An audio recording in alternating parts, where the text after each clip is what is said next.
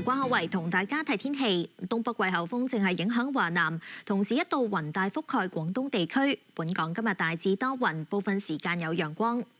今日天氣乾燥，各區嘅相對濕度普遍降到60%或以下。而今日比起尋日暖啲，天文台朝早錄得最低氣温17.2度，新界地區普遍只有15至16度。日間天氣和暖，最高氣温升到21至22度。預料高空反氣旋會喺本週中後期為廣東沿岸帶嚟大致晴朗嘅天氣。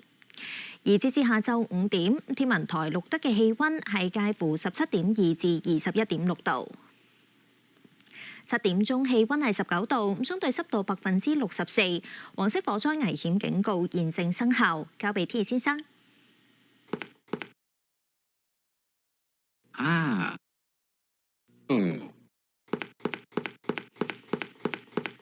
預測大致多雲，市區最低氣温大約係16度，新界再低幾度，2-3度，最高氣温大約係20度。展望隨後幾日部分時間有陽光，跟住睇埋其他城市嘅天氣預測。廣州多雲，澳門明朗，深圳多雲，廈門多雲，台北落雨，上海多雲，杭州、南京多雲，武漢多雲，天津、北京天晴，瀋陽、首爾天晴，大阪多雲，東京明朗，曼谷明朗，